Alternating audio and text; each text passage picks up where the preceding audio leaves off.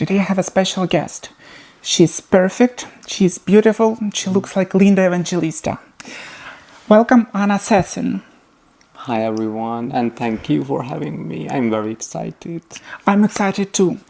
When I saw you performing on the drag, I knew immediately that we should record the interview. And thank you so much for coming. I also had a feeling when I saw you during Pride. You had a lovely conversation, and I was like, oh my god, I know we're going to do something together in the future, and here we are. Here we are. Darling, tell your story how Anna Sassin was born. Oh, it's a pretty long story, or should I keep it short? No, we need all details. All details, okay. Honestly, I'm trying to go back a bit, and I know that my first contact with drag happened sadly online. I remember I was still in high school back home in Swinton, Georgia, and it was like an afternoon where I was just watching some videos on YouTube, and in the recommendation tab, a little video from RuPaul's Drag Race popped up, and I was like, oh my god, they usually have like very exciting thumbnails. Yeah. And I just saw those people dressed up in amazing costumes with gorgeous hair, and I just had to click on it. And I clicked on it, and I was watching, and watching one video led to watching another video that led to watching a whole season of RuPaul's Drag Race. But I remember that it was still during a period where I wasn't out to my family. And I was thinking, oh my god, like I still have to talk with my parents about me possibly being gay. And I instantly found this new obsession that I also want to dress up as a woman now. How am I going to make them understand everything? So, first I came out to my parents. It was actually my mother. I had a little shopping trip, and I went home and I was showing her this gorgeous flower print shirt. And, my mother looked at me and she came close and she whispered into my ears, asking, darling, I have to ask you something. Are you gay by any chance? To this day, this story is so funny to be like, you imagine the first time I went home with a flower print shirt, my mother knew. But anyway, like that period, of course, now it's nothing hard to talk about, but it was still like a very long process for my family to go through it. I had to come to university. I feel like in the first year of the university, we had minimal contact. But I feel like it was perfect that way because, my parents had their time to reflect on the fact that their son is gay. I had my own time to try and find my way in the world. And I'm very thankful to say that now, as in the present, they support me in everything I do. They support my drag, my art. But I skipped some chapters here because somehow this became about me coming out as gay. But I don't know, are you curious about the drag part also? Of course. So the drag part, I knew, even when I was still in my hometown, I knew that, okay, this is something that fascinates me. This is something that I want to try out. But back then, I don't even think that the current idea of drag was present in the country. We had like the older generation of performers, but we didn't really have like this middle generation that would show to the younger ones, or that would invite the younger ones into the community. And for me, it was just a big question mark. Okay, I love everything I see. From where do you get a wig? What does drag makeup mean? And all of these questions, because back then I didn't even, I feel like I didn't even kiss my first boy ever. So, I left my hometown. I came here to Cluj to study. I studied film and photography, both BA and MA. I have a master's in film studies. And I remember it was the last year of my master's studies where this idea came back strong. it came back strong because when you're a student and you are right at the end of your journey, you start to ask all of these questions. Okay, I'm here on the edge of the world, stepping out, and I have to put on the mask of being an adult. I have to look for a job. I have, like, everything that my parents were providing up until that point. I had to get it for myself. Not because they wouldn't support me further. To this day, they ask me, do you have enough money? Can we help you somehow? But it was something for me personally that I wanted to say that, okay, I'm able to stand with my own 2 feet in the world. So, I had to start thinking, okay, I have like a degree. I love photography. To this day, I still work as a photographer, but it felt like it's not enough. Like it's not enough for me. And funnily enough, my photography teacher back then, she approached me with the possibility that she could help me start doing my doctorate. And that would also mean that I can start teaching at the university photography.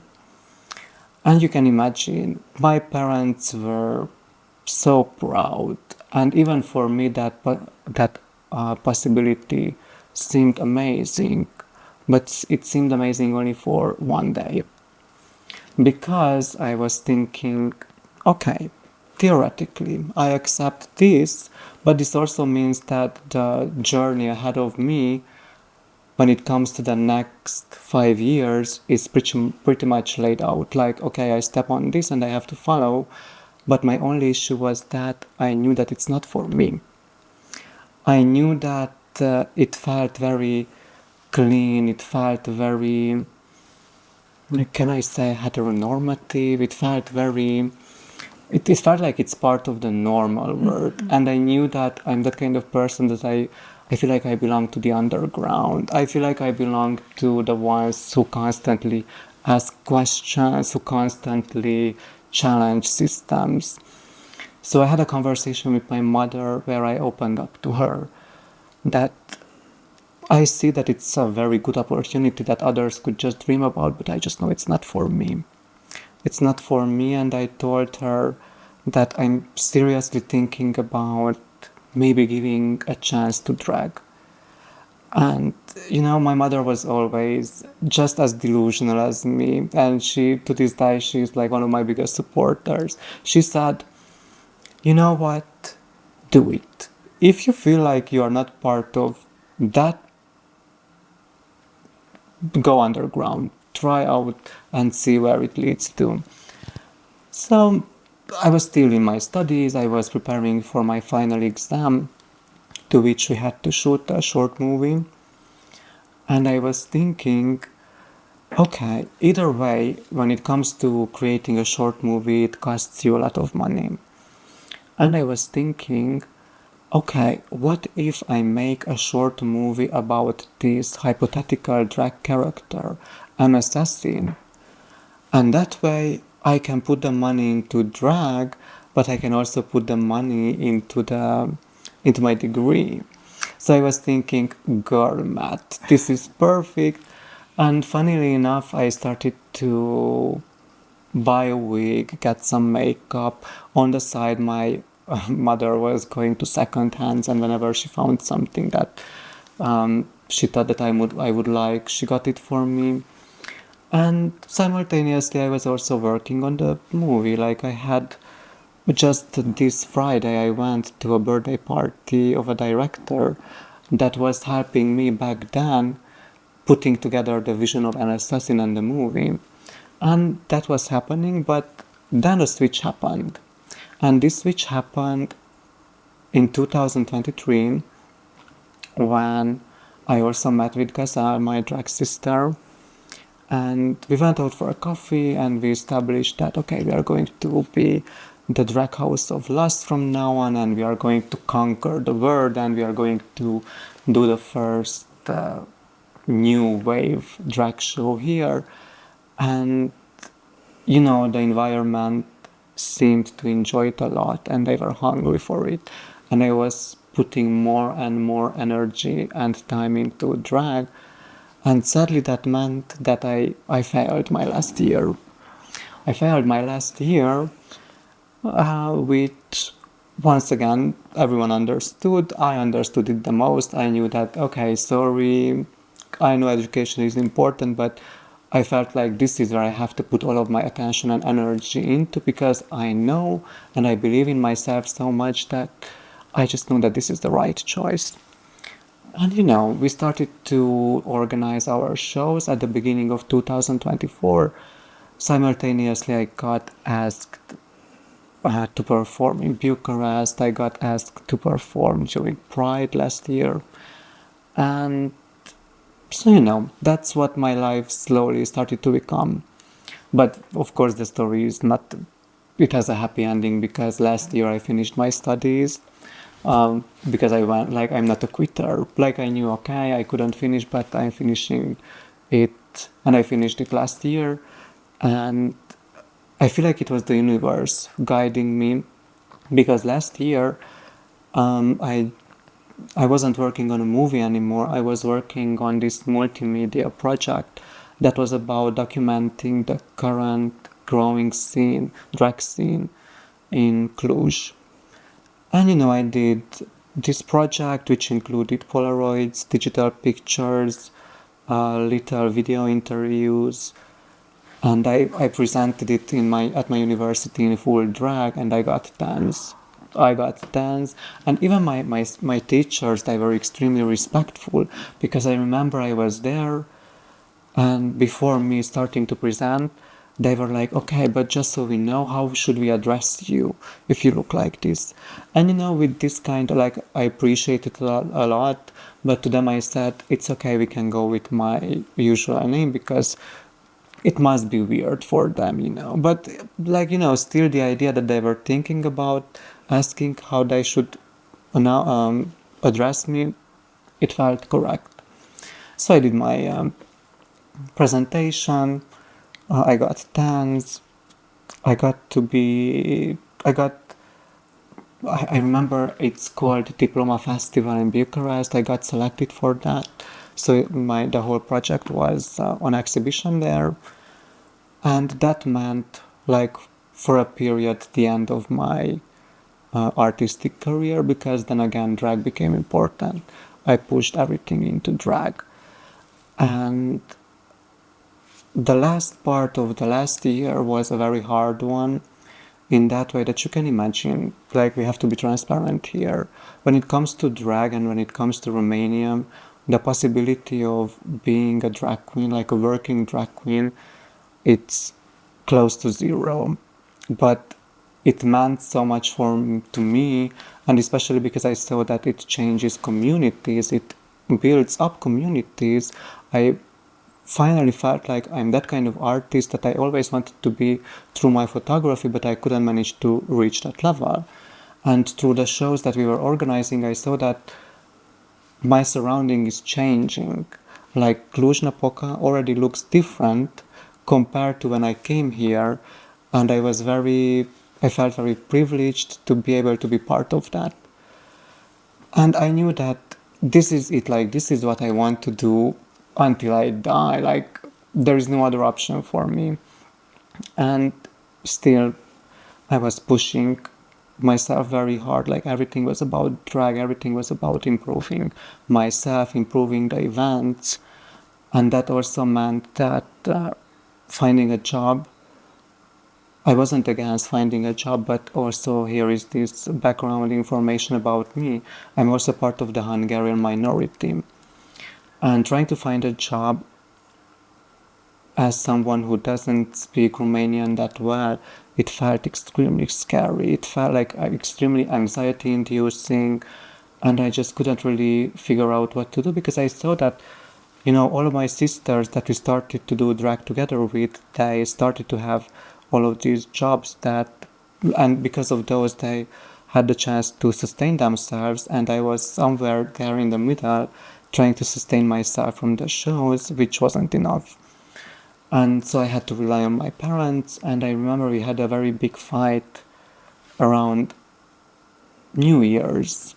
It was the New Year's of 2024 coming to 2025, and then I realized, I don't know what it's going to take, I'm going to make it. because I never like the idea of me giving up, it's never an option. And I told to them, okay, just pay attention to me because I'm going to make it. So we started the new year, new possibilities came. I got asked to even more events to be part of and perform. And we are here. And now I can say that, I feel like I managed to slowly start living my dream. I'm not saying I'm satisfied yet, because I want to be a rich drag queen. I want to be a gorgeous drag queen. We are on the way, but we are on the right way to that. Anna, I admire you for your openness, and I admire your parents for accepting and supporting you. It's amazing, and it's something I would say unusual, because I heard a lot of stories when drag queens, they perceive their drag house as their new family, and their drag mothers are closer than their biological ones. Why do you think this happens? I think it happens because not everyone is as privileged and lucky as me, sadly. But even just for a minute, allow me to go back to the parent situation, because this is usually what I tell to people, but I feel like something that we have to understand as queer individuals, and I know this is a very hard pill to swallow. It wasn't just all rainbow and happiness. It was a very long journey in that way that I also had to be very patient with them. And I'm glad I took that chance, because now thinking about the possibility of not having them present and not having them here to celebrate my achievements, I cannot believe like that's something that is just, I don't even want to think about that. Because, of course, like the first time I came out and then the first time I introduced them to the idea of drag, they supported me, but they couldn't support me to the extent that I wanted to be supported. Like they understood the drag, but from the very first moment, they said, okay, but keep it as a hobby. Go and find a real job and keep it as a hobby. And I was there telling them, no, this is my job. Like, I want this to be my job. And they kept saying, you cannot sustain yourself. And here is where I had to be patient, and I had to realize that also they don't want anything bad for me. And exactly because of that, they don't understand fully. They want the best for me, and for them, the idea of me being able to build up anything through drag was unimaginable. So I had to be patient with them. And this is what I would love to tell anyone who finds themselves in this struggling dynamic. I'm not saying that we have to be patient every time. No, darling. But I feel like there is a fine line where we can still say, okay, we are going to sit down and wait. And going back to the drag family, it's fascinating. It's fascinating for me because I feel like sadly we don't really have a very good example here in Romania when it comes to that. And once again, I feel like it comes from the lack of an older generation. What is happening right now, and this is no shade towards my sisters or nothing negative, but what is happening right now is what happened with Gazelle and me. We had two people of same age, same background experiences. We came together, and that became a sisterhood. And just for our own fantasy, we started to call ourselves the Drag House of Lust. But there wasn't anyone who was much older than us who could be any kind of like a mentor figure. It was just us helping each other out on the road. And this is what I see when I look at the drag families of Romania, that none of them have like a person of age, a person of experience. And I'm not saying it's a bad thing, because I feel like we have drag houses here and they are important, but they are running more on the idea of being very, very good sisters, supportive sisters. And it's that type of situation that, hold my hand, we are in this together and we are going to go through it together. Even though we don't have anyone of experience that could guide us, we are here to support each other. And because of this dynamic, I feel like the idea that you just mentioned, that there are drag families where somehow they become more of a family than our biological family, I would say that I don't think that's present. But if I would look on the West, oh, they are everywhere. But once again, they have the culture, they have the history, they have everything that's needed for like an older generation to start supporting a younger one. And I feel like we are right now that generation, that we're going to be the older generation one day, and maybe we can support the younger ones. As you said, you're the first generation of drag queen here in Armenia.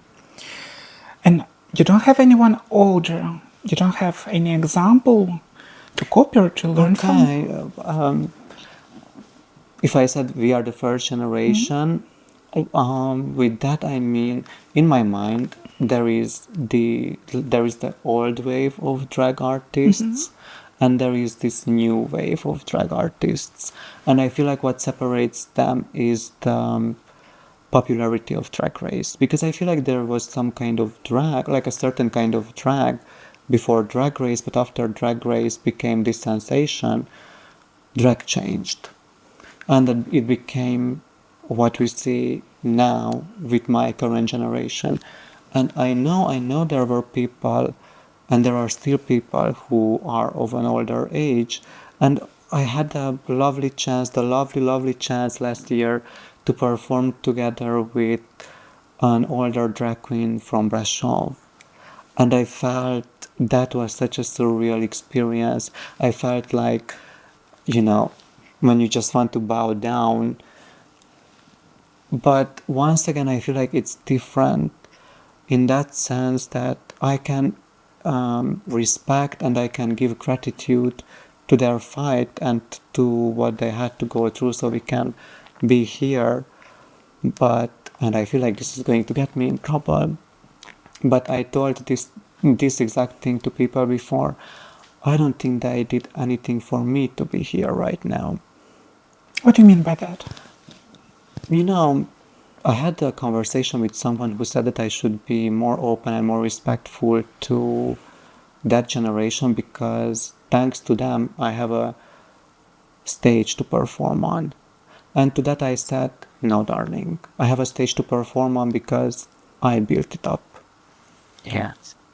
And I always had this, we already mentioned delirium, and I feel like I'm going to go back to that because me personally, I take everything I do very seriously, and I'm thinking about the safety of the community.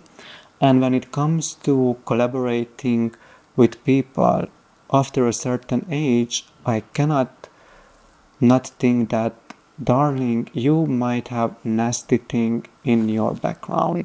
And that's something that sadly I cannot invite into the current generation because I feel like we are so politically active, we are so aware, we are so, like, we are having the hard conversations, which in the long run is going to help us to build something sustainable and healthy. And the idea for me to go back to anyone who is over the age of 40, I'm instantly skeptical. I'm instantly closed. And sorry, not sorry, I don't think that's going to change. Because I feel like I have very strong morals. I feel like I'm very, like, if I have a mission, I'm going to stay on the mission. And that's why I feel like, of course, we had performers before, and of course, even this one time when I had the chance to perform with this lovely performer from Russia, our interaction didn't continue. It was a very valuable moment for me, but you just never know. You just never know what they had to be part of to survive. And this is the other thing, like, I'm not trying to demonize them because they had 10 times harder than us. I know stories that I just sent chills down my spine. And sadly, they didn't know better, they didn't have better chances. And, even when it comes to future events, we had conversations about inviting people and we had conversations about involving more of the older generation. But I said, okay, but it's going to be a long process. It's going to be, just the same situation that I had with my parents. I have to be patient. We have to have conversations. I have to understand more of the what's and more of the background, and then I can feel confident and comfortable about inviting them here. As you mentioned, Western countries in their drag houses, their mothers teach their children of performing, of the art of makeup, of outfits. And you never had this. Yeah. You never had this person in your life. How did you learn this, and where do you get this inspiration? Oh, I'm a stubborn girl. I'm a stubborn. When I started putting together an assassin, before that, I've never done makeup. Makeup was somehow I was that kind of gay boy that I never played around with makeup. I was more like video games, and I was a nerdy. And to this day, I'm very nerdy, so And I had this fear. It's so funny that you asked, because I had this fear and anxiety that, oh my God, I want to be this gorgeous woman, but I don't know anything about makeup. And it was just, looking at videos, looking at tutorials, but mostly also just sitting down and playing around with makeup. Because I remember for the first half year of me doing makeup, it was always, I was so stressed. My eyebrows looked bad. My eye makeup looked bad, and I was so self-conscious. I forgot to have fun. I forgot that I started doing this for fun because I enjoy it, and I was so stressed. And a lot of the girls around me, they were coming to me saying, "Oh, girl, your makeup looks bad." But I was also that kind of person that all of this anxiety was silent. It was just inside me, because to the outside I always said, "Oh, be happy that I'm here, and don't come for my makeup." So it's a journey, and what I kept telling to myself is that it's makeup, it's fun. It can hardly go so wrong that you cannot make yourself look good. And honestly, I also feel like it's about something deeper. It's about, if you feel confident and your eye makeup looks bad, you still look good. So it was everything self-taught, honestly. Now things are changing, and things changed because very shortly after we did the first show, House of Crank appeared, another drag house, and they have their mother, Kizdam, and I call her the Mug Mother of Cluj-Napoca, but honestly I feel like that title can go even as far as Mug Mother of Romania, because she's amazing with makeup. She's professionally repainting dolls, so the minute she started doing makeup on her face, you can imagine. And that also meant that now I had someone who can teach me some tricks, who can tell me if this or that looks a bit bad. And I'm very open to that, especially now, because back then I wasn't as much. So I feel like it was hard in the beginning, but now we have so many other artists around us. There are people who are very good at wigs, and I constantly ask help from them. And there are good people who are good with makeup, and I ask them like, "Hey, this is not working out. Can you give me a tip? What might be going wrong?"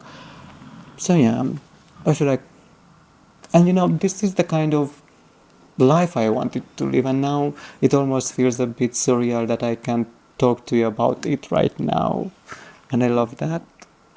But I guess it requires some degree of humiliation to accept this critique from others. Do you agree with it? Of course, I feel like I feel like being humiliated is part of the drag journey. This is what I always tell my clients as psychologist. Usually I work with transgender people, and I always say that it's important to find that person who will tell you the truth. Sometimes it may hurt, Yeah. but some things we tend to ignore, some things we just can't see. We need to look in the mirror, and other people can be that mirror for us. Of course. Yes. When we look busted, we need someone to tell us, "Girl, you look busted." Yes. And I want, regarding that, I wanted to mention that it's very important that we choose the right person, that we allow to talk to us like that, you know? Because I feel like I made good decisions. Because, I'm also that kind of person that it's hard for me to take critiques from anyone, like from any other person. But, I have my very close group of people, friends, and to them I always listen. And I remember one time we had a show and there was this gorgeous trans girl actually, and she came up to me, she gave me a 10 light tip, and she gave that to me, and she handed that, and she was like, girl, you look gorgeous, but make the eyebrows longer. And you know damn well, the next time I went out in drag, the eyebrows were longer, because it's important, because you can always sense if the other person has positive thoughts behind that, or they're just trying to bring you down. We were talking a lot about your look and about the makeup, about wigs, but I guess drag is much more deeper. What other aspects it involves? I mean, for me, honestly, drag feels like a lifestyle. And, but nobody should take me as like a general idea, because like any other drag artist you would have a conversation with, I'm so sure everyone is going to share a different idea that they are going through with their drag. For me, from the very beginning, I knew that it's something different compared to anything I was doing before. I knew that if I decide to take this step, it's going to change my life forever in the long run. And that's also why I feel like I felt like, okay, I'm taking this step. For me, drag is about, part of it, of course, it's being part of the entertainment industry. I love to perform. I love when people feel connected and when people are there clapping for you, because it can be such an intoxicating feeling, honestly. Just imagine you are in the spotlight, you are blinded by the spotlight, and you have 200 people around you clapping. It feels amazing. But next to that, um, I also started very recently to put more effort into my photography career. But when I mean photography, I mostly mean like being an artist, doing exhibitions, and everything that has to do with my photography is running under the name of NSSing. Because for me, it's almost like this, even though I don't like the word, I'm going to say it, like it's this sort of alter ego that I can step into anytime, and it just opens up different doors in the world. And also it opens up different doors into my own soul. So I would say for me it's much more than just being a performer. And funnily enough, when we have conversations with my friends about possible relationships and future relationships and all of this, I always tell to them, I don't know, I feel like my kind of person needs to be at least a bisexual man, because of course they're going to be together with Shandor, that's my boy name, but then again, the way I work, the way I do drag, it's not work, it's part of my life. It's like almost an everyday experience. They also have to be comfortable about the idea that there are going to be situations where they have to go hand in hand with an assassin. So I would feel like for me it runs a bit deeper. And I couldn't really give you an answer. What is this about? We don't know, but that's what makes the journey fun. We don't know. Maybe later we are going to figure it out. I just know, for example, whenever I get invited to like a party or like any kind of social setting, I tend to gravitate towards going as Anna, because I feel like I can be much more sociable, I can be much more open to people, because I have this feedback from all kinds of people around me that when they meet me outside of drag, they say, oh my god, I never expected that you are so quiet and you are so introverted, which I am. But drag gives me this power in a way that I can be the life of the party anytime you want. Since you've mentioned this interaction with people in drag and out of drag, can you tell more about the differences? Oh my God, I'm trying to keep it family friendly. But one thing and one very interesting thing that I had to go through this summer, I feel like, a lot of the public, when they see me, they start to build up fantasies about me. I love it, thank you. I feel, but I know it because that's what I'm working on. Like an assassin, even for me, she was, and she is this mysterious femme fatale kind of figure that just puts you this mirror that is extremely erotic, because I feel like my kind of drag and the way I perform and the way I carry myself is coming from my own personal experiences, even when it comes to eroticism, sex.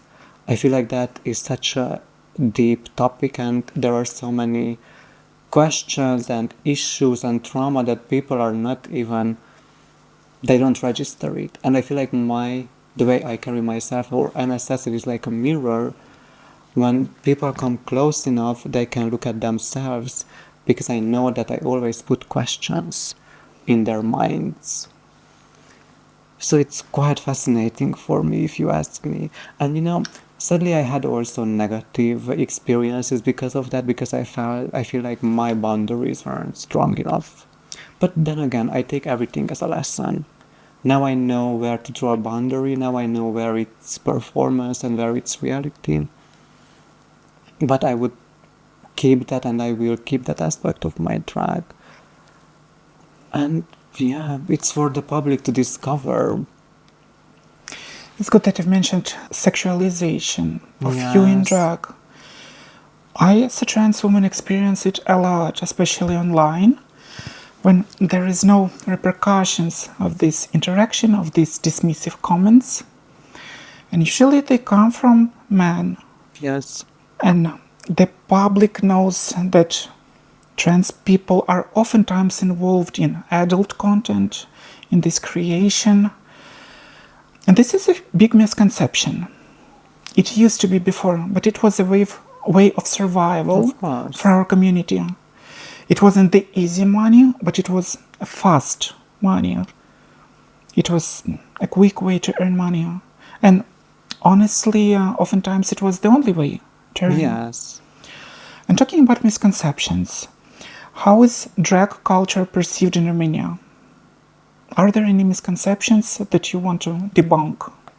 I mean, I can just think of like very personal examples or like personal stories, but I feel like it's not really about the public. Like it's not the fault of the public, but it's like fault of like certain individuals who don't understand what we do. Now that you mentioned adult content and that area, I would just love to address one thing that I had a very interesting conversation just last week with my sister Bezel, because we went to this one performance, and that felt like of contemporary dance, and that felt like art. And we are both artists with Kasan, and that was the idea behind our drag, that we are artists, we are doing art. And I told to Gasal that it's very interesting, because I watched this performance and I went out of the room feeling so, like I had so many things coming up in me. And I told to Gasal that now we looked at contemporary dance, like we looked at a contemporary dancer doing a performance, being celebrated as an artist, a very, I would say, exclusive audience of like 50 people, but those kind of people that I never actually see at the shows. And I told Teresa that it's very hard for me to keep the idea that, what we do is art, because when we are on the stage and I see how the public can react to us in a party setting, for example, it's hard not to feel like a sex worker. But of course we didn't end the conversation there, and there is only one conclusion that I managed to draw, and I need conclusions in order so that my mind can stay quiet. I felt like, what we do is not just purely art, in the highest sense of art, because somehow we are at the intersection of art and entertainment. And that's when entertainment industry comes in, things can get a bit interesting, different, difficult, and you just have to go with it. And it doesn't, I feel like it's very good for anyone to have these ideas come up in front of them, because these are the situations that help you as a person to understand what you do even more deeply. As I mentioned, I take everything as a lesson, and that's also a lesson for me. And when it comes again to, like, you asked if there is like any misconception regarding drag culture. Honestly, I feel like there are a lot, but I would also say that there are a lot of misconceptions even inside the drag community regarding drag culture. Can you share more? Of course, I can share more. Like for me, drag, even though I'm a very business oriented person, I call myself the businesswoman, and that's what other my friends also call me. And I'm very hard and very strict when it comes to the quality of the shows, and because people are paying their entrances. If they pay, we have to provide them a certain kind of entertainment that is equal value of their money that they give to us. Because the idea that they're just supporting us, I'm sorry, I cannot be that kind of person. Like, don't support, like, I appreciate, but if I also put in the work and you are supporting me, I want to give something back. And that being said, with all of this, what's also very important for me, and when it comes to putting together the shows, the events, the competition, the drag competition that we organized 2 times already with my sister, it's very important to never lose sight of our number one mission, which is that we are building communities. We are building safe spaces. We are providing an example. And this part, we are providing an example for the people that are currently around us, and even the younger generation, because right now I am 26, but there are so many situations where I feel like, oh my god, I'm so old. And I take it as a good thing, because I somehow realize that even with my 26 years, I somehow, to a generation, I am considered like someone of an older age and someone with more experience. And I know that everything I do, everything I post, the way I interact with the public, the way I interact with people, the way I interact with certain situations, they are looking at me. Also because I managed to get in this privileged position that I feel like an assassin became like someone locally at least. I take it and I keep it in my mind that, okay, there are people who are looking up to me. They are looking up to me for answers. They are looking up to me for experiences that they also want to go through. And they are looking at me and they are thinking, okay, so this is how she behaves. Let's do that. And I feel like a lot of my sisters, and as I said, not here necessarily in Cluj, but I don't want to make this into like a Bucharest or Cluj situation. As a whole, Romania, I feel like a lot of the queens don't understand that what we do is not just for like boom and gorgeous hair and gorgeous performance, because what do I care? You can be an amazing performer, but if after your 3 minutes on stage you go in the backstage or you go out in the public and you act like a fool, you are done. You don't understand your work, because your work wasn't that 3 minutes on the stage. It wasn't that. That was just, you providing some kind of entertainment which the people paid for. But outside of that, don't forget you are a drag queen, you are an advocate, you are representative of a whole community that is so underrepresented in our country. And when you go around and act like someone who is deeply immature and you are constantly instigating fights and drama, it became so unhealthy. And sadly, I'm not going to mention names, but I feel like I've seen this already happening, because I'm doing this for like a bit more, or I think around 2 years. I've seen this happen before, that there was someone of like a high reputation. They were acting like a fool. they gathered some people around them, younger ones, interested in drag, and now the younger ones also, they act like a fool. And I'm just thinking, why? You don't understand that the way you like, and it's very hard. It's very hard to be a drag queen because you have so many, what's the word? It's slipping me. Responsibilities. You have so many responsibilities. So that's why I think, like, the misconceptions are present, but I would shine the light in the community, not outside of it. As we had a chat with you behind the camera, I shared my experience of my first interaction with the drag. And it wasn't, let's say, the best one. Yes. But because I was curious, I wanted to learn more, I wanted to connect. And I liked your phrase that other people might be not like that. Yes. I mean, I also mentioned behind the camera that I consider myself extremely territorial when it comes, for example, to Cluj-Napoca because, I feel like I worked very hard along my sisters to build up a scene here that is well respected, functional. We have people coming to the shows, we have people who go home with good energies after the shows. And when we have queens, entertainers coming from a different city without having any prior discussions with us, it feels disrespectful.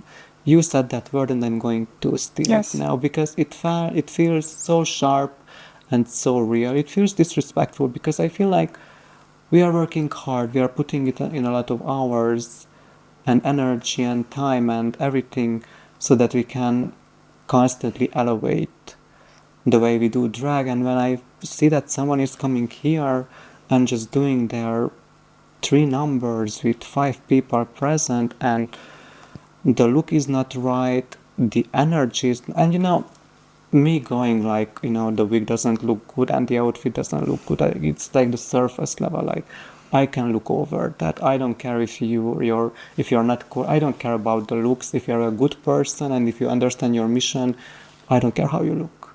But it's hard, like in certain scenarios, it's hard for me to even look over the visual part because it's so alarming for me.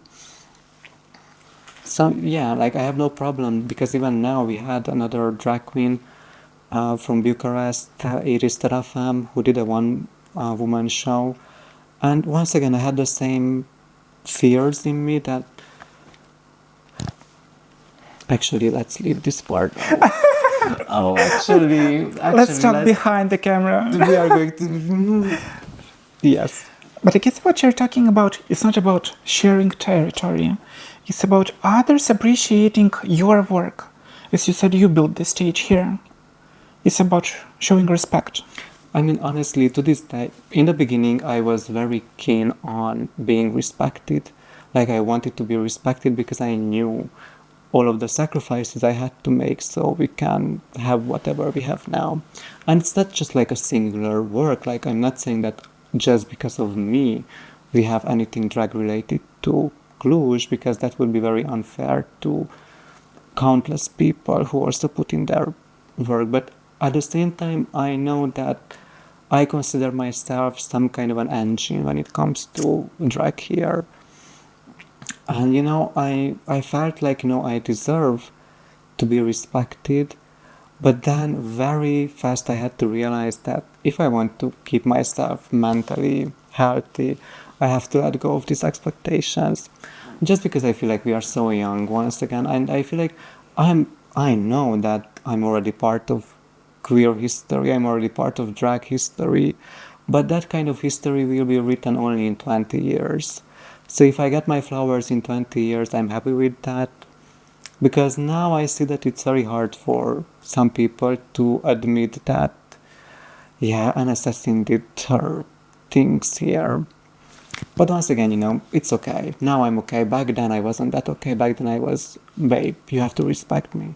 Now I'm thinking, let's just get along and you do you, I do me, and we will see. But despite that, you are sitting here on the sofa with me and talking and recording this interview, not someone else. See? And honestly, no, can I be real with you? Of Like, we course. don't have to wait for the behind the camera.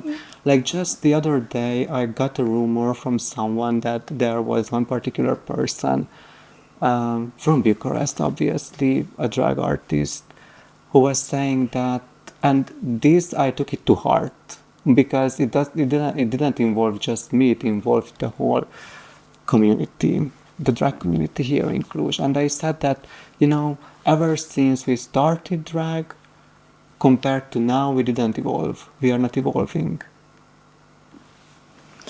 Darling, and Let's leave it and next to aside. that, this is the general energy that I get from certain people. And next to that, they said, and when it comes to an assassin, oh, thank God, at least she can host because otherwise she doesn't have a lot going on for her. And for me, like, right now, these are just like funny remarks for me because I learned to brush off these things. Because again, if I just sit back and look at my calendar and look at the events that I'm working on, not just for myself, for the community, I I find it very easy to believe that, oh, darling, I'm not just hosting, It's true. I'm It's true. creating. The Yeah, space, the history, and the community. exactly. And since we touched this topic of sexuality and sexual orientation, I know that for many people, drag queens are only gay men. Is it true? Oh, it cannot be further from the truth. Oh, it's not like. I feel like I was also part of the society that believed that drag means gay man in a wig. Because, my idea of drag came from RuPaul's Drag Race.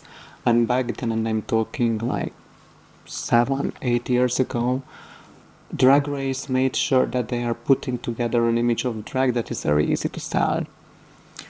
And sadly, like, I'm not trying to take away anything from Drag Race because it did a lot for the drag community, but also it started with a wrong impression of what drag actually means. Because, the deeper I got into the culture and the more I educated myself, was when I realized, okay, so basically drag is completely irrelevant when it comes to gender, sexuality, because in its own, it's an art form, it's a way of expression, it's performance art, if you may say, or even more than that. And I know we talked about misconceptions, and I think I forgot to mention one very important misconception that even now in Romania, and I feel like not just in Romania, it's a worldwide problem that people don't understand that women, just as any other man, can do drag. And sometimes they do drag better than us. And one amazing example I can give when it comes to Cluj is Matresa and also her sister, Ekaterinka. Yeah.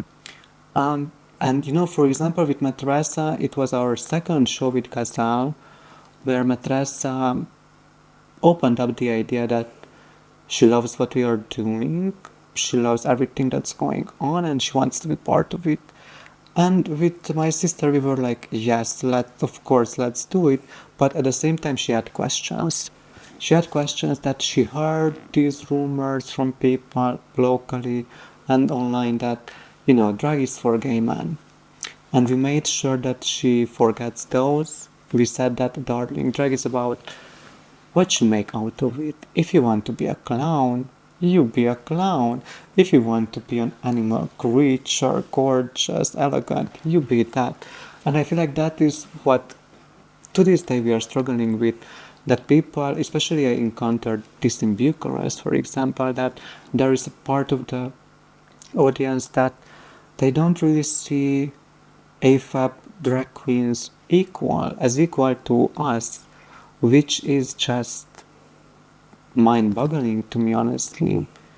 But also on this topic with Matresa, we had I think for her, a very eye-opening conversation, because I feel like especially in the beginning, we put a lot of effort and energy into the newer faces with Gazelle. And with Matresa, we said that, darling, drag is for everyone. Drag is whatever you want it to be, and it doesn't have anything to do with your gender or sexuality for that. But one thing is that you have to understand what drag actually is. Drag is about being a community leader. Drag is about being a voice for the people who find it hard to speak up for themselves. And I feel like she understood that. And I feel like to this day she's one of our best drag queens. Like she won the competition. And I feel like, people should sit down and throw away all of their ideas about what drag should be. Because on this topic, I would say that it hurts me, but there is nothing that we can actually do about it. That I feel like I'm very privileged in that sense that when it comes to drag, I'm somehow like the poster. I'm representing the poster version of drag. Gorgeous, skinny, supermodel, very feminine looking drag queen. But on the other side, there are so many variations of drag.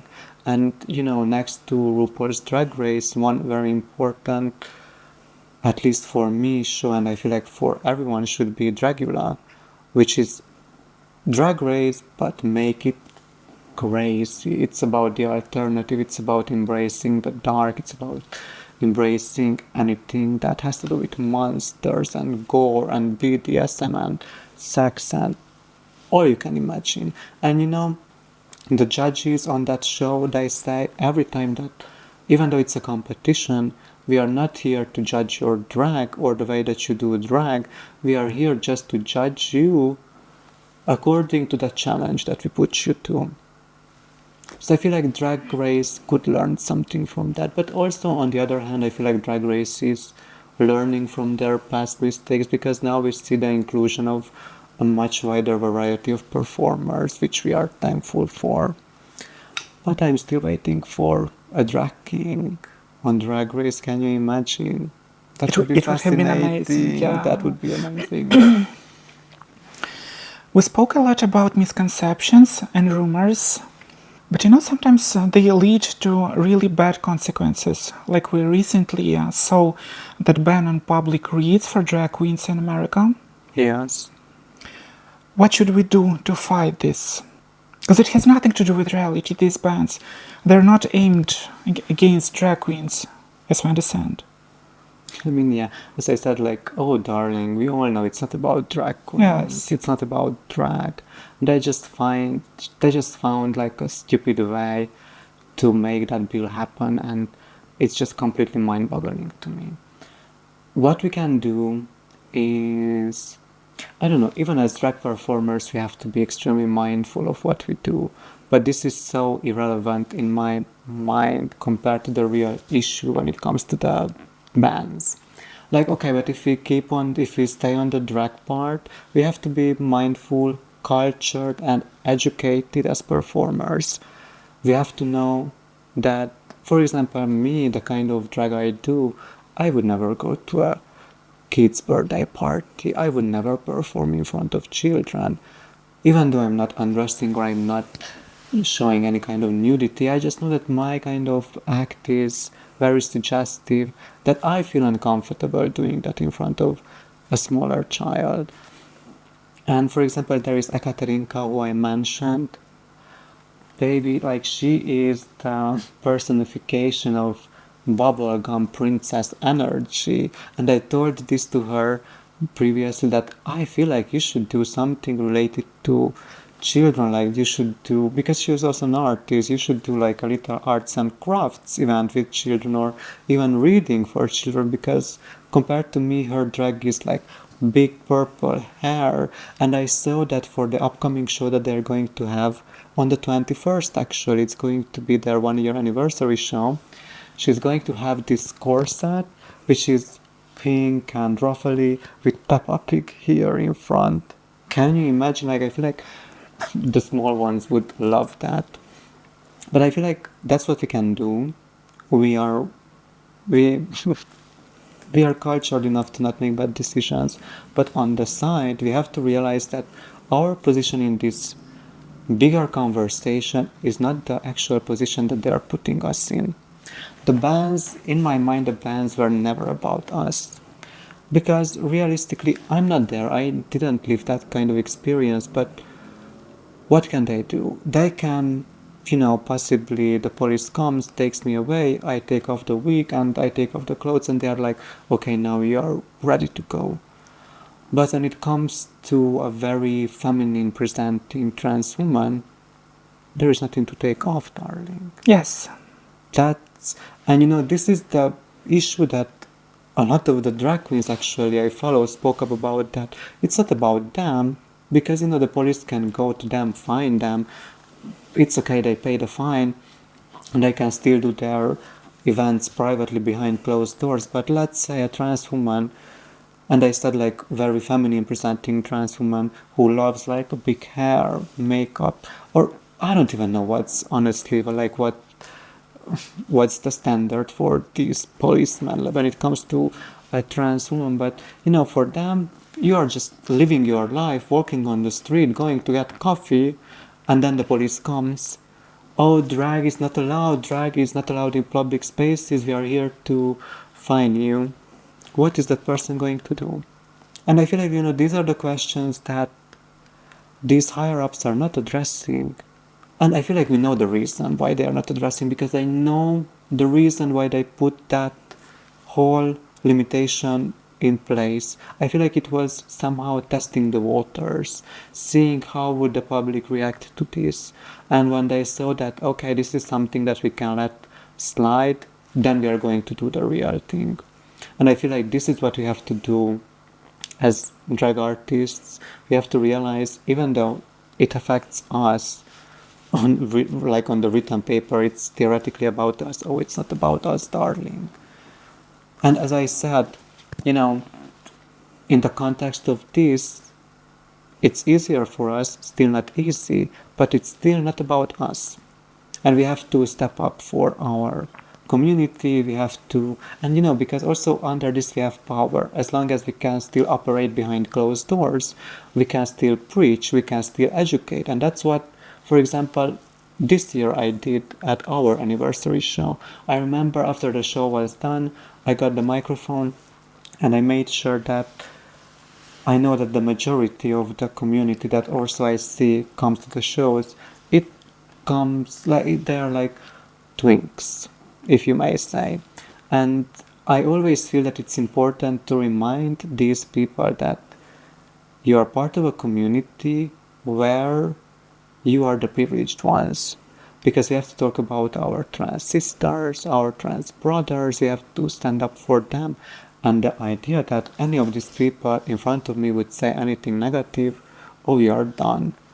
Like, I don't have a lot of power. Actually, I think I do have a lot of power in these circles. You are out. Like, when I say that you are banned, you are banned. I don't want to see your face ever again. Anna, as you said, for trans women there is nothing to take off. And I want to share my experience, how I navigate through this. I have struggles with updating my documents. I still have mail documents with old photo, so any interaction with authorities or police or border, anywhere, I have a lot of questions. But as you said, we should educate ourselves. I've educated myself. I know who I am. I know what transgender is, what transitioning is, and how to explain it to others. So I already have this pre-made story. I know how to explain to other people in a kind way and in educating way. And I never saw any backlash from them. People usually are neutral. There are only some rare occasions when they have these misconceptions and they are deeply ingrained that trans is evil, drag is evil, gay is evil, and so on and so on. But usually they're neutral. And I fully agree with you that we should educate ourselves, and only after that we can talk to others. I mean, of course, like, even now, I don't know if I should mention this, but I'm going to. Like, even now in our drag family, we have a drag king who is also a trans man. And for me, it's wonderful to see his growth. He's 21. And I see all of the struggles that he's going through regarding his identity and also regarding his position as a drag king in the community. And fairly he had questions towards me about certain topics when it comes to the parties that we are organizing and when it comes to how can we increase inclusion, how can we increase visibility, how can we make it even safer. And I told him that, listen, darling, I don't really think that I'm the evil one here, because as I mentioned, I had my own questions that I had to go through, but I feel like I'm just one piece of the puzzle here. I'm doing the best I can. That doesn't mean that I'm doing the best that there is.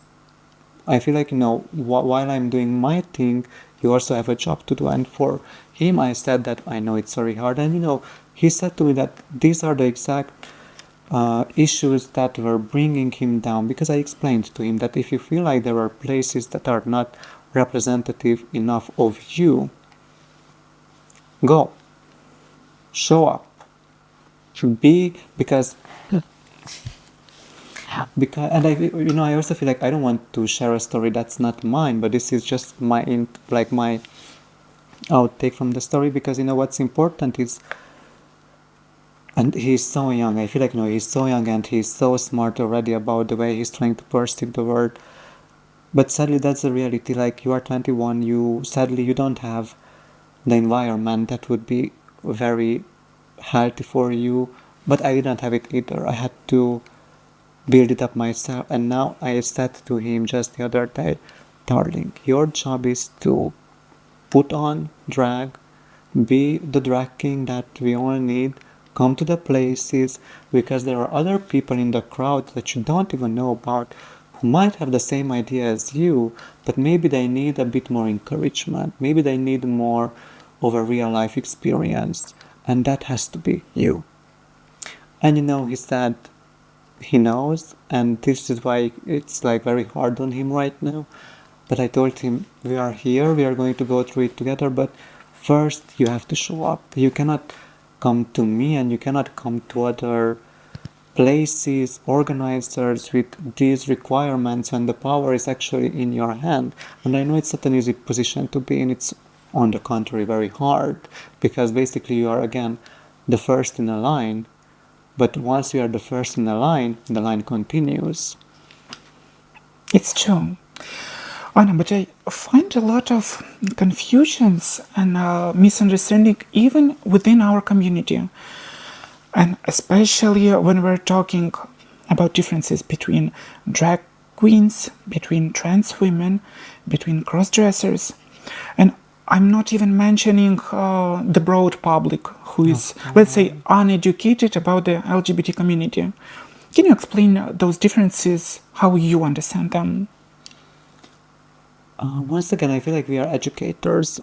Regardless of what we do, we are educators. And I remember this is like a spicy interaction I had with someone. I was at the club looking like this, and this person came up to me and we started to kiss. I was having fun, and then he whispered into my ears, oh, I never got the chance to kiss a trans girl before. And the way I stopped, I was like, darling, we have to stop, and you have to understand, what you see here is not a trans woman. I'm a drag queen. And even after like 3 drinks and in the heat of making out, I still found that 2 minutes were for the better, I hope. I could explain to him that, darling, this is not what you believe it is. But I feel like also this is why it's so confusing for the public. And I feel like this is why, if you go back to the problems in America, this is why it's also so easy to demonize us and to somehow smush together everything and just throw dirt on it. What's the difference? I feel like, for those who, like, we are in it, for us, it's like very obvious what's the difference, like, darling. And, I had to go through this with my parents. That was the first question they asked me. Okay, but we see you're putting on wigs, you're putting on makeup. Do you want to transition? Do you want to be a woman? And I told that to them, no. And the easiest way I could find my father to understand is that he's a magician. And I told him, listen, father, you are working in the entertainment industry, you are getting booked to go to a specific event and do magic tricks. Keep that idea. Look at me now. I also work in the entertainment industry. I'm getting booked. Maybe we are getting booked for the same event. You do the magic tricks, and I'm there for people, for the queer people, or even for the outside of the community, because I'm a performance artist. I'm there to provide them a different kind of entertainment compared to what you do. But outside of that, I don't live my life as a woman.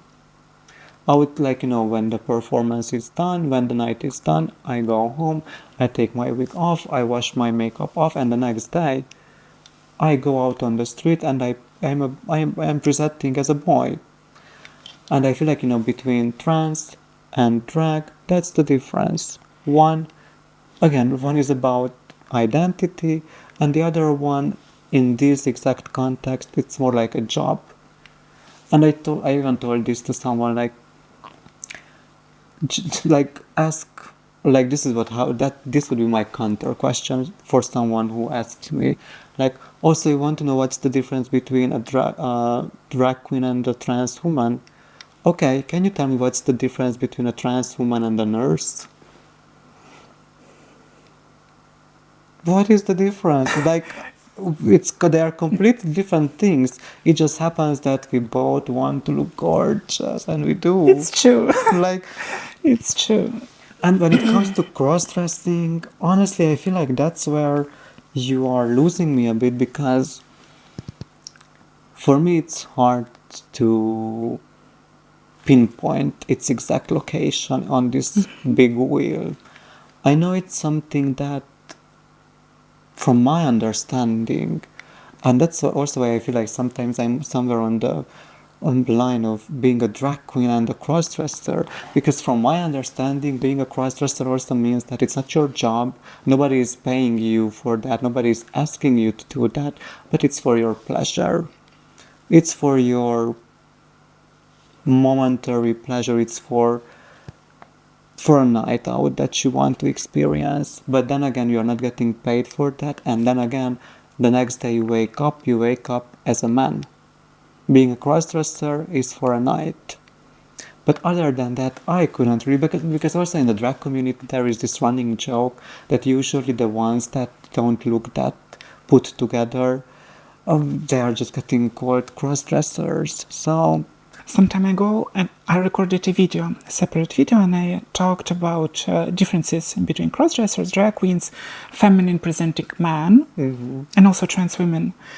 But I guess I should have included your quotes that you said, because you explained it so much better than I did. which one are you thinking about? About the nurse. Oh, right. About the nurse and about going to bed, washing makeup, Yes. and waking up differently. For us, for trans women, we don't have this option, and we don't want it. We don't need it because we were fighting specifically not to do it anymore. Several times you've mentioned RuPaul's Drag Race. Yes. And I guess this TV show had a huge impact on the whole drag community worldwide. Would you say it was a positive or negative impact, or maybe a mixture? Well, I feel like the deeper or the more personal drag became for me, the more controversial RuPaul Drag Race started to become. At first, it was a complete positivity because it opened up basically our minds into the direction that, darling, this is something that you can also do. And I feel like I already mentioned it is that, from a business standpoint, from a marketing standpoint, sadly I can understand every decision that happened when the discussions were happening in the director room. It was a time where they had to come up with a way to make drag mainstream, make drag sellable, make it marketable, So they very much stuck to one kind of drag, which was about gay men in wigs, and also with a very big inclusion of feminine presenting drag. I'm not saying, because even on the first season we had Nina Flowers, who was way more experimental with her looks, but still it was in the realm of feminine, camp, queer artistry, but still on the feminine side.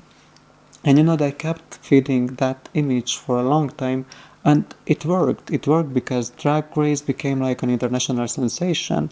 But where the negative part comes in is that they failed to represent the AFAB queens, they failed to represent the trans queens, It's true. they failed to represent, I would say, even like the alternative part of the drag community in its reality, and that's why I feel like Dragula had a chance to come in and earn some viewership for itself. But yeah, overall, this is what I would have to say. Like, it was and it is a necessary evil, because I feel like for things to change, but like truly change, there has to be a necessary evil. So I would leave it at that. Now I don't know. Now for me, it's getting a bit tired. Drag Race. We have a lot of franchises, a lot of newer seasons. But once again, I feel like this younger generation of even American drag queens, they grew up on Drag Race, and I feel like they are losing the touch of what, like they're losing their touch to the roots of what drag is. They grew up, they started doing drag because of Drag Race. They look gorgeous, they look amazing, but I feel like that's where their drag starts and ends. But I leave my opinion there. And in the end of RuPaul's Drag Race, the contestants are always asked one question. What would you say to your younger self? Let's imagine that you have this power, and what would you say to yourself? Going back there and even trying to imagine that this could be my future, it's unimaginable. So honestly, no, this is a moment of being extremely grateful for everything that I get to experience now. And as for what I would say to my younger version is, or younger self, is don't give up, because sadly little Shandor, for a long time, he was just present in the world but not necessarily having a clear direction, and he was thinking about giving it up a lot of times. And I would just say don't, and pay attention to your grandmother more, because to this day I feel like my grandmother is someone who just introduced me on how to see the world gently, how to navigate the world gently, how to look at the flowers, how to look at the nature around us, how to respect it, how to respect yourself. But yeah, for younger Shandor, I feel like on Drag Race I would cry, I don't know. It's crazy right now, even now, thinking that I'm able to sit here and have this conversation with you, even like this is so unimaginable for me. And I'm getting emotional now, I don't know. Because he was living in such a different world, like what the idea of gay, the idea of what it means to be part of a community, what it means to kiss another boy, what it means to be able to wear wigs and makeup and get paid for it. Like it was never on the table, because it was not a word like that. Like all of these, they came into my life in the last 10 years. So now it almost feels surreal where life can take you. And I remember on that note that this summer we got the chance to invite Miss Abby, oh my god, from Drag Race Holland. And with my sister, with Gazelle, we were thinking that what do you mean that we have a drag race queen here in front of us sitting? Like before that, and I feel like, even now, a lot of the younger people might struggle with this imaginary boundary that somehow separates us from the West. Like we are here in Romania, and that good life that we are shown on TV, social media, it's like so out of reach. Or at least that's how I felt back then.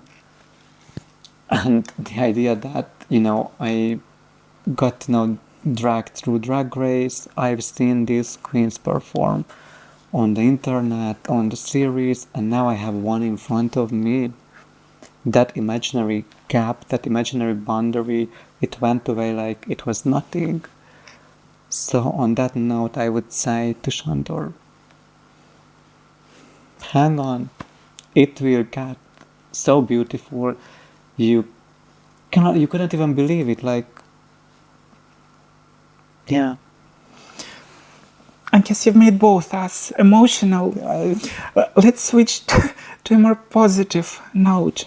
Maybe you can give some advice to the ones who are watching this video and who are seeing the drag queen for the first time, or maybe considering to start the drag. What advice can you give? First of all, I would just say, if you have this feeling in you and you are afraid of it and you want to hide it, don't. Because right now I feel like we evolved enough, not enough yet, but we evolved enough that if you live in a bigger city, I'm saying Timisoara, Cluj, Bucharest, even Iași, you have a community there. It might be small, but you have a place there where you can go out, put that wig on, put the makeup on, try it on, don't try to push it down, because no matter how deep you are trying to push it, it will always come back. And once you feel that switch in your brain, oh, you're bound to do drag. So, don't think about the limitations, don't think about finances. Go get a wig for 20 lei, 30 lei. Go get some cheap makeup, play around with it. And, for now, I know that it might be hard for you, for this hypothetical person who wants to start doing drag. It might be hard to make it into something sustainable when it comes to earning money. And this is what I feel like I have to say transparently. If you consider doing drag as a full-time job, you really have to sacrifice everything. Then you do drag as a full-time job. But that means that drag is going to be your life from the minute you wake up until the minute you go to sleep, because otherwise it's very hard to get bookings. It's very hard, but it's not hard to get one or two bookings. It's very hard to get consistently booked, because sadly as a country we are still there that there are not a lot of opportunities. But next to that, what we are trying to work on consistently is to provide a stage for queens, artists, entertainers, even if it's a competition. Or right now I'm in the works of establishing a weekly quiz night, and that might happen on Tuesdays, where I'm going to have always an open spot for a new up and coming performer, which is paid, but obviously not a lot. But we have to understand the limitations, but beyond the limitations, the possibilities are endless. And I would say to these people, don't listen to me. Say that, oh girl, you are wrong, I'm going to make it and be the best earning drag queen of the country. And I'm like, do it. Don't listen to me, because also that's how I feel like I got here where I got so many people who were telling to me, oh, you're not going to make it, oh, it's very hard, oh, the bookings are not enough and the payment is not good enough. And I still said, I don't care about your opinion, I'm going to make it work. And this is what I have to say. Even if I'm saying that it's hard, don't listen to me. If you feel like it's coming from inside and it's coming in strong and hot, you are going to make it. And don't be afraid to ask for help. Now you have like I hope and I believe that even in the future the younger generation is going to have more and more access to helpful people. Even like I know that I have an intimidating energy or look, that's what I get. Darling, don't be afraid to write to me, because if you need a wig, I can borrow you one. I guess we should leave your contacts under this video in the description. Oh, I feel like in the description is perfect because I don't know how my Instagram name is. I think it's something underline and assassin. In the description, you can find it. We'll figure it out. And I have this tradition of asking my guests. Nowadays, our community is going through dark times. It's hard for everyone. Is there any hope for us? And what should we do to make this hope reality? Wow, this question, like, is there any hope for us?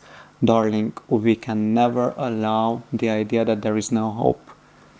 That, baby, even if it's going to be 10 times harder, I'm going to do drag in the basement behind 3 locked doors, but I'm going to do drag because hope is what keeps us going. Like, if there is no hope, there is no future. We stop living. And on that same idea, I don't know what's in the future. Even right now, regardless of LGBTQ issues, I feel like there is so many darkness going on in the world. But with that, I'm going to quote RuPaul, who one time said, there are so much darkness in the world, and you can look at it, but you cannot stare. Look at it, but you cannot stare, because the more you stare, the more it's going to consume you. And me, for example, I know that me being in this position of being like an engine for the community, for the drag events, for anything that I'm dealing with right now, I cannot afford to get consumed by all of this darkness. I have to, I know what's happening. I know what's happening next to us. I know what's happening thousands of kilometers away from us.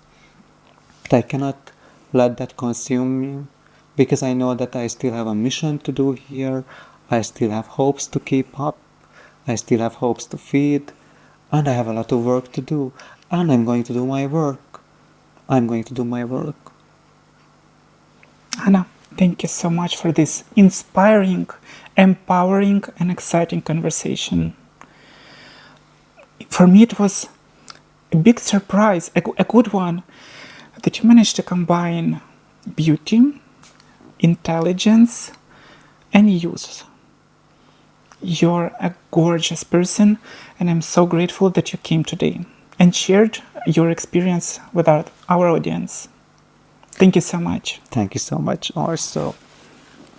Thank you, darling. darling.